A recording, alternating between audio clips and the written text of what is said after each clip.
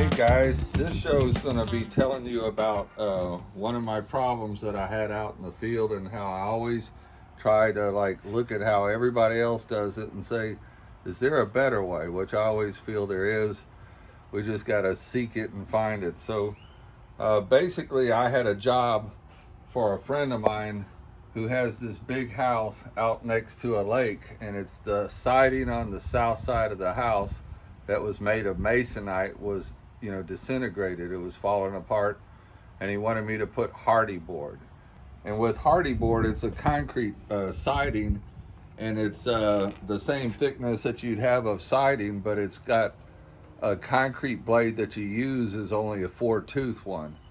So I said, man, I need a way of cutting that perfect, so when I make my 90s and I butt them together, they're going to be nice and clean, so that I'm going to be real proud of them. And the trick with understanding about a circular saw is to realize that the blade is going in this direction. So it's lifting stuff up. Now the bottom of the cut, being that it's all part of the board, will actually be a better cut than the top, because the top ends up getting flaked off with the grains, especially cutting cross grain like these little fingers here.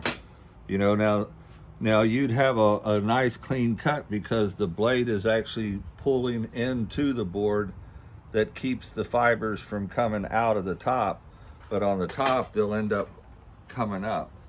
And that'll also be the way that when you cut concrete, I didn't want it to start chipping and having a little corroded edge. I wanted a fresh edge.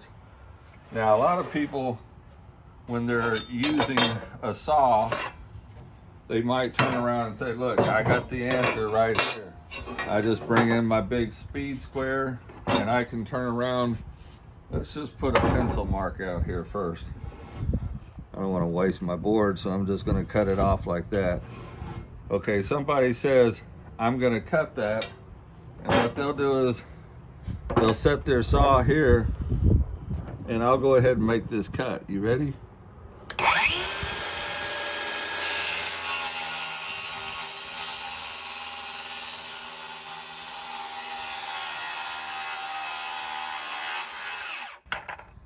Okay, now if you examine it, if you see all these flakes that have been coming up right here, that's going to be the same problem that if you have a 4-tooth blade for cutting fiber board or hardy board, and they're like $40. I feel like they just kind of get you. I said, well, wait a minute.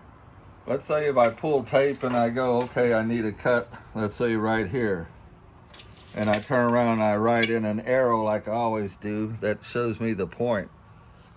Now most people would have to turn around and take a square going, okay, I'll get this, line it up to it and mark it. Okay, I found even a better solution for our problem here. This out of masonite, and it got exposed to some water, but this is a great tool here. It's I've got a lip, which is a fence that's going to hook onto this board, and this is a perfect right angle 90 cut. And when I made this actually is all out of 1/4-inch masonite. So you see 2 quarters right here that allow you to have a half. This is a 1/4-inch body laminated to another 1/4. And I'll just show you. These are the examples in the top, and what I did here was I drilled a hole so that I can hang this thing up on my work board. What I did is I made this piece so that you can fit it right over it, and then you can line it up with that arrow, so you don't even need to draw a pencil line. So you save one thing. But when I made this extra wide, and I even made this little lip that fits right here extra long. So I made it probably another 1/2 inch wider than this. So this way, the first time I ran this saw through it, it cut exactly on this masonite, and it'll cut the same place every time and time and time again, which is what you want. Okay, this is a measurement of it looking of where I've got mine at 16 inches overall wide.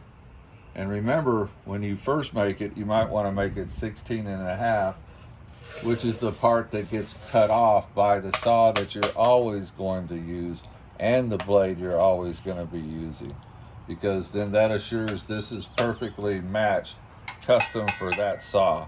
So the 16 means that by the time you're finished, you got 14 inches, because you lose your 2 inches up here on the width of a board, which means that, let's take this board, it's called a 2x10, and look at it, it's a 9 and an 1/8 right here.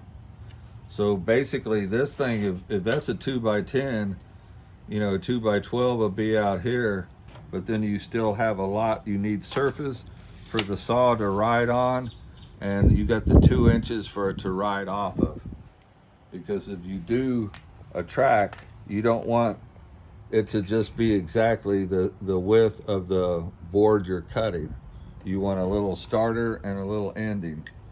That's the way to do any track saw. So basically what I'm saying is, normally guys would come in and put a square line in here, and then when they cut it, they're gonna have all this chipping on top because the blade came up. With this tool, it's simple. You slide it to the arrow and just cut it. And all these fibers that normally are coming up because there's nothing holding them down, this surface would actually hold them down while they're being cut. So you have a really clean cut face, and it's much quicker. You know, and that's what I'm looking for, is anything that can make my job better. And if it's flaking the end of the wood grain, it's gonna flake the end of the hardy board siding of concrete. I mean, it's just a natural thing to expect. So with this simple jig that I made, remember, when you make your jig, you're gonna end up making them, this whole thing will end up being roughly 16 by 16 with 2 layers. At this end, you just cut a board, and let's just say that's at 11 inches from that 90-degree face. And then you make this second board in the back, instead of 16, you'd make it like 16 and a half inches. Because remember, every time you cut from here to there, you're going to end up making it custom fit to your saw like it does right here. See how it is? Okay. Then you just, see, it'll cut exactly the same place every time. Like I said, if you change to a wider blade, it'll cut a little bit deeper into this slot, which means you've got to remember what blade that you had and what saw. And a lot of times I'll just take and mark it with a marks-a-lot of which, you know, like this was a DeWalt cordless, so I just maybe write, you know, 7 1/4 DeWalt cordless. But I made 2 of these jigs. Now this one, remember, has a 90-degree face on it. But let me go ahead while I'm at it, and I'll just cut this board here and then just show you. Okay, I just slide it up to the arrow, and then I hold it, and then I just take this tool